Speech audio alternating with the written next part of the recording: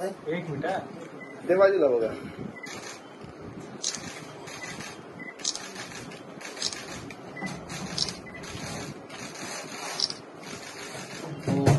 Thank you.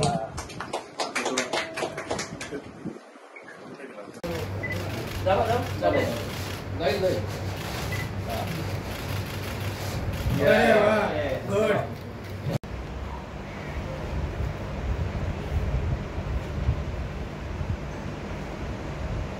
Constable घेतामध्ये या साहेब साहेब इकडे या. इधर आ जाओ यार, इधर आ जाओ.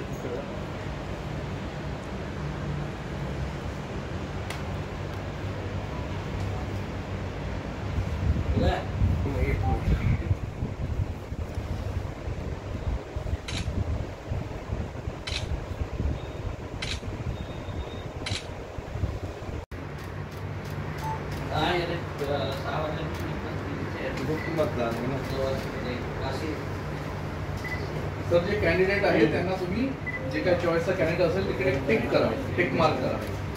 नुसता टिक करायचं आहे बाबा. मॅडम आई बाजूला काय द्यायचं?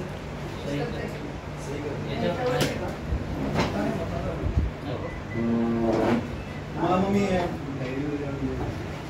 स्विचऑन करताय का लॅपटॉप? हां.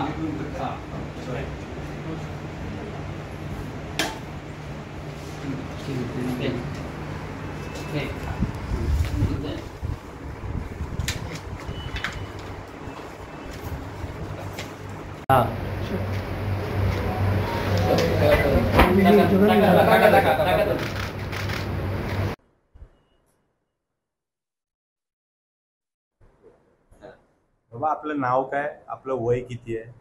मी प्रमोद पुरंदर आहे. माझं वय आहे 86 कंप्लीट. महाराष्ट्र शासनातर्फे निवडणूक आयोगातर्फे पहिल्यांदा हा एक उपक्रम त्यांनी राबवला आहे की जे 90 वर्षाच्या वरील लोक आहेत ते त्यांना मतदानासाठी ते आयोगाची लोक घरी येतात. ह्या उपक्रमाबद्दल आपल्या काय वाटतं? मला वाटतं 90 वर्षापर्यंत पलीकडे नाही, 85 वर्षा पलीकडे माणसांना, 85 वर्षाच्या पलीकडे माणसांना हा उपक्रम लागू केलेला आहे. आणि हा फारच चांगला उपक्रम आहे. कारण आम्हाला चालता येत नाही. तुम्ही बघाल तर माझी गाडी इथे आहे, त्यामुळे आम्हाला वॉकरशिवाय चालता येत नाही. त्यामुळे आणि आमचं मत तर आहेच.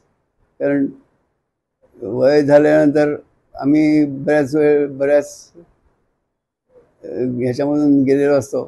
त्यामुळे आमचं वय झालेलं आहे. त्यामुळे आमची काही मतं असतातच. ती मतं सांगण्यासाठी म्हणून हे जे मतदान करायचं आहे ते आम्हाला लागतंच. आजचे तरुण वर्ग स्वतः मतदान करायला जाऊ शकतात, पण न जाता वोटिंगचे सुट्टी वगैरे घेतात किंवा पिकनिकला जातात. तर तुम्ही तुम्ही त्या तरुणांना काय सांगू इच्छिता? अच्छा.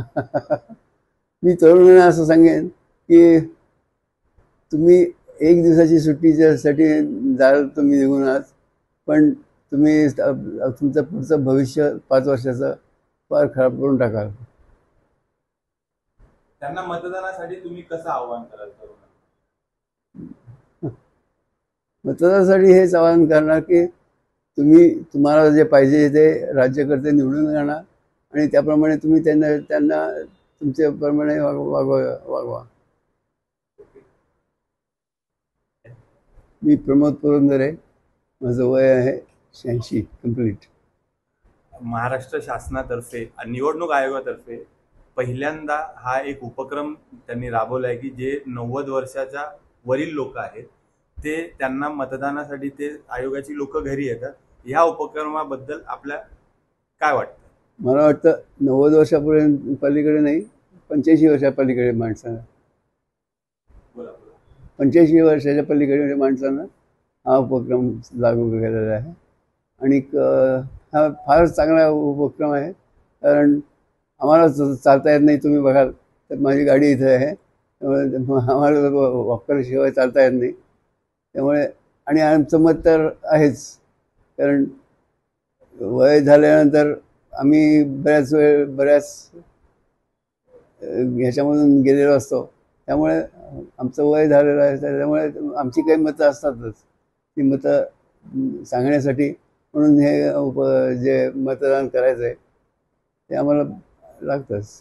आजचे तरुण वर्ग स्वतः मतदान केंद्रात जाऊ शकतात, नंतर न जाता वोटिंगचे सुट्टी वगैरे घेतात किंवा पिकनिकला जातात, तर तुम्ही तेच तुम्ही या वयामध्ये तुम्ही त्या तरुणांना काय सांगू इच्छिता? अच्छा मी तरुणांना असं सांगेन की तुम्ही एक दिवसाची सुट्टीच्यासाठी जाल, तुम्ही निघून आहात, पण तुम्ही तुमचं पुढचं भविष्य 5 वर्षाचं फार खराब करून टाकाल.